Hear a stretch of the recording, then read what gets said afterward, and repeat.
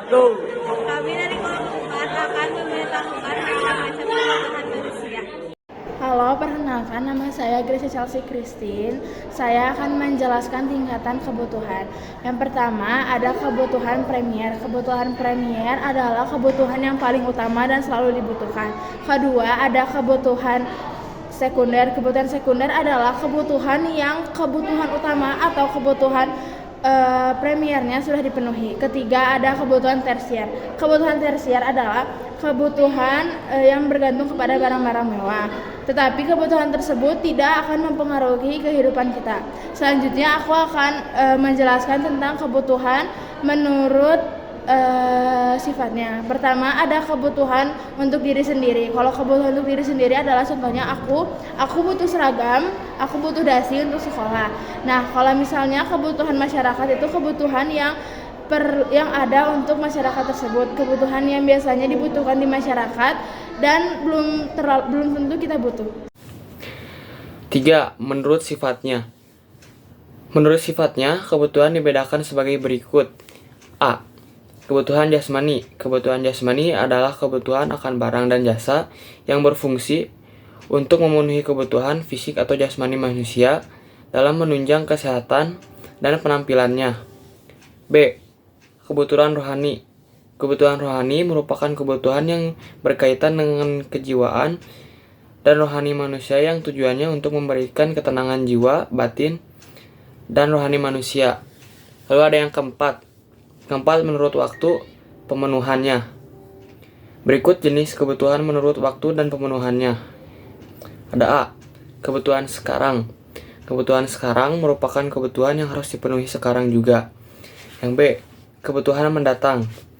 Kebutuhan mendatang adalah kebutuhan yang tidak harus dipenuhi saat ini juga, tapi harus dipersiapkan karena suatu saat kemudian kebutuhan itu akan ada dan harus dipenuhi.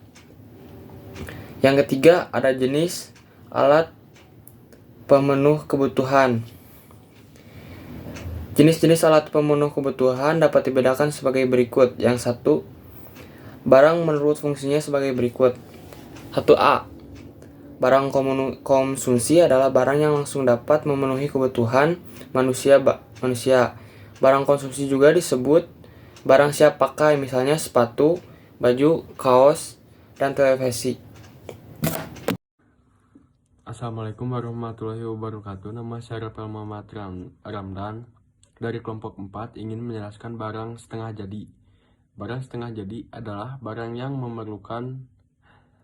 masih memerlukan proses produksi sehingga menjadi barang siap jadi. Contohnya seperti benang untuk menjadi kain, kulit untuk jadi tas. Lalu saya akan menjelaskan tentang barang produksi. Barang produksi adalah barang yang tidak langsung memenuhi kebutuhan manusia, tetapi merupakan alat pembantu dalam proses produksi. Dan saya akan menjelaskan tentang barang menurut hubungannya dengan barang lain, yaitu A. Barang substitusi.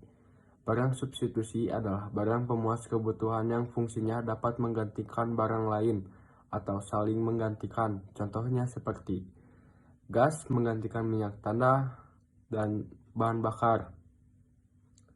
Barang komplementer. Barang komplementer adalah barang pemuas kebutuhan yang akan bermanfaat apabila dipakai bersama-sama dengan benda yang lain. Misalnya, mobil dengan bensin, jarum dengan benang, dan kompor dengan minyak tanah. Lalu saya akan menjelaskan tentang barang menurut cara pengerjaannya sebagai berikut. A. Barang mentah adalah barang yang belum siap digunakan untuk memenuhi kebutuhan.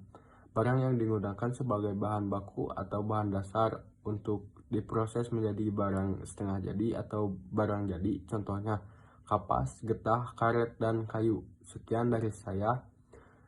Maaf jika ada kesalahan.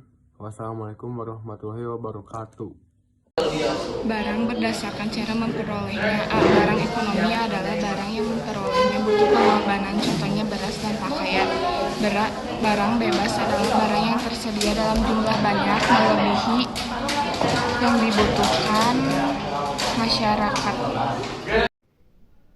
Nama saya Aprilia Dinijab dari kelompok 4. Saya akan menjelaskan kelanjutan dari barang menurut kualitasnya.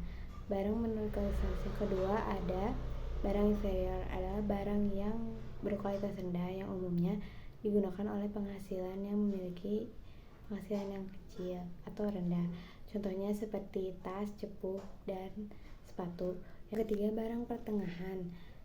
Barang pertengahan adalah barang yang berada di tengah-tengah yang kualitasnya tidak tinggi, tidak rendah juga, bisa dibeli oleh semua orang. Contohnya seperti baju.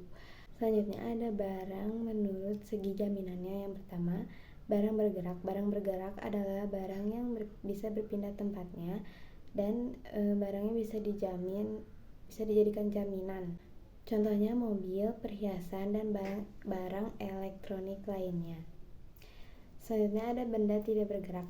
Benda tidak bergerak adalah benda yang tidak berpindah-pindah tempatnya. Contohnya seperti tanah dan juga gedung.